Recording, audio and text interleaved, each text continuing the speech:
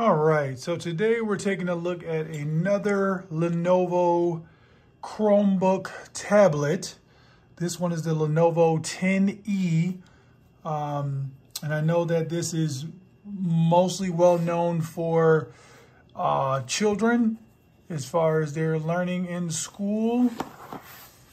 And this particular model, let's see if I can get that, is it has the CPU of MT8183, 2 gigahertz, 4 gigs of RAM, 32 gigs for the storage. It's a 10.1 inch IPS panel. And I guess it is ruggedized. So yeah, we'll take a look. Let's get this thing cracked open. Shout out to Lenovo for shipping this out pretty quickly. I believe you can actually pick this up from Amazon as well. I have not seen it at Best Buy. Not just yet, at least. But this is the holiday season, so I'm expecting it to show up in a lot more places. You guys can hit me up in the comments and let me know if you've picked this device up in the past or if you know other places to get it. Let's see what we get in the box. So I did not order the accessories to go along with it. I know that Lenovo's website does have a keyboard case that you could purchase separately. But this device is going to come with a USB-C cable and a power adapter. Little Lenovo branding there.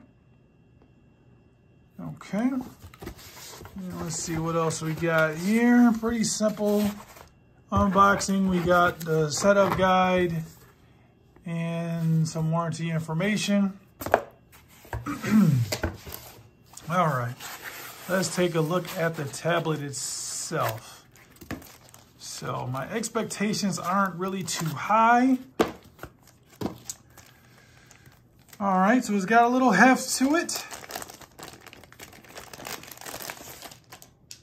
All right, so nice little textured back. We've got some chrome branding there. Some Lenovo badging. We do have a camera. I want to say that's a 5 megapixel and it should be like a 2 megapixel on the front. All right, so on this side, what do we have here? It looks to be maybe a speaker grill. I'm thinking that's another speaker grill there with some microphones in between. On this side, we have nothing. On the bottom, we have the pogo pin. So if you do pick up the keyboard, it should automatically put this thing into the Chromebook mode. And on top, we get a USB-C port as well as a headphone jack. We get the volume rocker up and down and the power button. All right. So let's see if this thing comes with some juice. Most times they do not.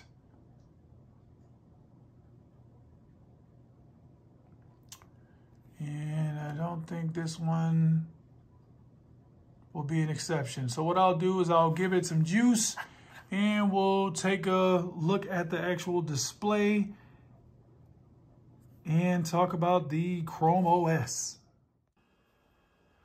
All right, guys, all my information for the most part has been loaded into the tablet. I've been playing around with it for a little bit. Got some thoughts. First of all, I paid just a little over $100. This was a doorbuster from Lenovo. So I want to say I paid like $119 plus tax. Not sure if that deal is still going on, but feel free to take a look at Lenovo.com. I'm sure they're going to have deals from now until Christmas. So if you're looking for a tablet for a child or somebody that has very little experience with other devices that are high end, then this may be a good pickup. Okay, the build quality is really good. It is supposedly rugged. I'm always really careful with my products, so I never do any type of drop tests and things like that on purpose.